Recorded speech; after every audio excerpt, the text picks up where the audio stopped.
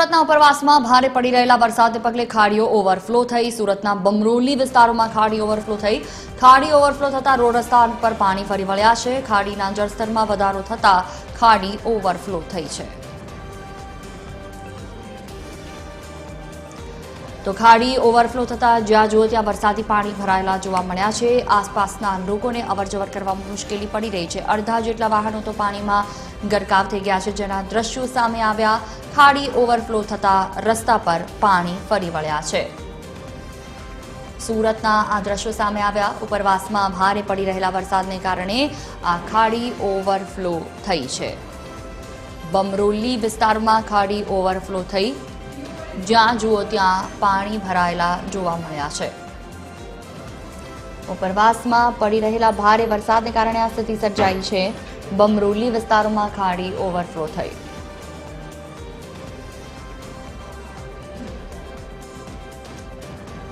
તો સુરતમાં જ્યાં જુઓ ત્યાં હજી પણ વરસાદી પાણી ભરાયેલા જોવા મળ્યા છે। દક્ષિણ ગુજરાતમાં ભારે વરસાદને કારણે આ સ્થિતિ સર્જાઈ છે।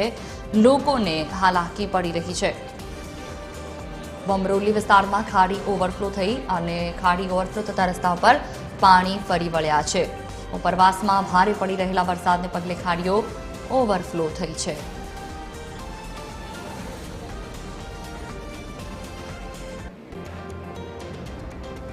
વધુ માહિતી સાથે સંવાદદાતા દિવ્યેશ પરમાર જોડાયા છે અમારી સાથે। જી દિવ્યેશ, સુરતમાં ખાડી વિસ્તારોમાં પાણી ભરાઈ ગયા, શું વધુ વિગતો, શું સ્થિતિ છે ત્યાં?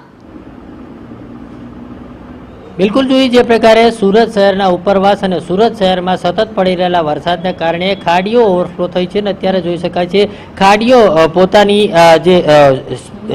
જે પણ તેની ક્ષમતા છે તેનાથી વધારે તેમાં પાણી આવ્યું છે ને તેના જ કારણે ખાડીઓ ઓવરફ્લો થઈને આસપાસના વિસ્તારોમાં તેનું પાણી ઘૂસી ગયું છે। આસપાસની રેસિડેન્સીઓ જે છે તે અત્યારે સંપર્ક વિહોણી બની છે। ખાસ કરીને અત્યારે બમરોલી વિસ્તાર છે અને બમરોલી વિસ્તારમાં આ પ્રકારે ખાડીના પૂર આવ્યા છે ને જે પ્રકારે જોઈ શકાય છે ખાડીમાં પાણી સતત વધી રહ્યું છે, તેના કારણે લોકો છે તે હેરાન પરેશાન થઈ રહ્યા છે। અત્યારે જોઈ શકાય છે જ્યાં કે લોકોને એક જગ્યાએથી બીજી જગ્યાએ લઈ જવા અને આવવા માટે થઈને અત્યારે ટ્રેક્ટરનો સહારો છે તે લેવામાં આવી રહ્યો છે, કારણ કે જે પ્રકારે આ વિસ્તારમાં સતત ને સતત જે ખાડીઓના પાણી વધી રહ્યા છે ને તેના જ કારણે આ વિસ્તારમાં લોકોને અવર જવર કરવા માટે માત્ર એક સહારો હોય તો ટ્રેક્ટરનો સહારો છે। અને કારણ કે અહીંયાથી આવવા જવા માટે અત્યારે પણ જોઈ શકાય છે રસ્તા જે છે તે પણ પાણીમાં ગરકાવ થઈ ગયા છે, કારણ કે ખાડીઓ જે છે તેની ક્ષમતા કરતાં વધારે વહેતી થઈ છે। અને હવે જે પ્રકારે ખાડીઓ ઓવરફ્લો થતાની સાથે આસપાસના તમામ વિસ્તારો જે છે કે ત્યાં પાણી આવવાની ધીમે ધીમે શરૂઆત થઈ છે। અત્યારે આ બમરોલી વિસ્તાર છે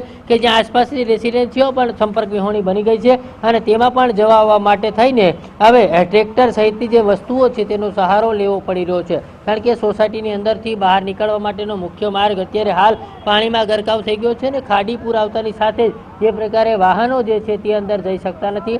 હવે માત્ર આ તમામ માટેની એક વૈકલ્પિક વ્યવસ્થા જે છે ટ્રેક્ટર છે અને તેના દ્વારા કરવામાં આવી છે। માની લો કે કોઈ એમરજન્સી આવે તો લોકો છે તે ક્યાં જાય, તે પ્રકારે અત્યારનો હાલ માહોલ જે છે તે ખૂબ જ ગંભીર કહી શકાય, કારણ કે શહેરમાં વરસાદ પડી રહ્યો છે અને ઉપરવાસમાં પણ વરસાદ પડી રહ્યો છે। હજુ પણ જે પ્રકારે દક્ષિણ ગુજરાતમાં રેડ એલર્ટ આપવામાં આવ્યું છે ને તેને જ લઈને હવે ડિઝાસ્ટર મેનેજમેન્ટ છે તે સતર્ક થઈ ગયું છે। તમામ જગ્યા પર મોનિટરિંગ કરવામાં આવી રહ્યું છે। કોઈ વિસ્તારો છે કે જ્યાં પાણી ભરાયા હોય તો તાત્કાલિક પાણીનો નિકાલ કઈ રીતે કરવો તેને લઈને પણ હાલ કામગીરી કરવામાં આવી રહી છે। ત્યારે હાલ જોવાનું એ રહેશે કે સુરતમાં જે પ્રકારે વરસાદ પડ્યો છે અને તેના જ કારણે જે પાણી વધી રહ્યું છે ત્યારે લોકો હાલ હેરાન પરેશાન થઈ ગયા છે ને પાણી ક્યારે ઉતરે તે હવે જોવું રહ્યું। જી બિલકુલ દિવેશ, વાત કરવામાં આવે તો કેટલા દિવસથી આ પ્રકારની પરિસ્થિતિ છે અને હજી પણ ત્યાં કેટલો વરસાદ છે, કેવા પ્રકારની સ્થિતિ છે, હવામાન વિભાગની શું આગાહી, દક્ષિણ ગુજરાતમાં કેટલો વરસાદ વરસી શકે છે? જી બિલકુલ, જે પ્રકારે દક્ષિણ ગુજરાતની વાત કરીએ તો દક્ષિણ ગુજરાતમાં પણ જે પ્રકારે હવામાન વિભાગે રેડ એલર્ટ જાહેર કર્યું છે ને તેના જ કારણે હજુ પણ વરસાદ જે છે તે યથાવત છે। અત્યારે જોઈ શકાય છે જે પ્રકારે સોસાયટીની અંદર આ ટ્રેક્ટર લઈને લઈ જવામાં આવી રહ્યું છે। ટ્રેક્ટર ચાલક છે, કેટલું પાણી છે અહીંયા અંદર? पानी तो मेरा ट्रैक्टर भी पंचर हो गया है, अभी अगला टायर दिखा भी नहीं रहा है टेलर का। પાણી પણ દર વર્ષે આવા પાણી ભરાય તો કઈ રીતે ચાલે? અમે લોકો, હું પ્રેગ્નન્ટ છું, 9મો મહિનો ચાલે છે, હજી હવે આવા પાણીમાં દવાખાને જઈને આવી છું। જો આ ફાઇલ હવે ગાડીવાળો ફોર વ્હીલર કરાવી તો પણ અંદર નથી જતો। હવે મારે આને આ સિચ્યુએશનમાં મારે આ ટ્રેક્ટર ઉપર ચાલી અને મારે જવું પડે છે।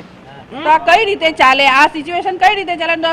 અત્યારે તો કાલે ખાલી આખી રાત ખાલી વરસાદ ધીમે ધીમે પડ્યો છે તોય આટલું પાણી ભરાઈ ગયું છે। તો આમાં શું કરવું જોઈએ? કેટલા લોકો અંદર રહે છે ને કેટલા લોકો હેરાન? કમસે કમ અહીંયા છે ને 200 થી વધારે ફેમિલી છે. 240 નું તો આખું યુનિટ છે, આખું તો ભરાઈ ગયું છે.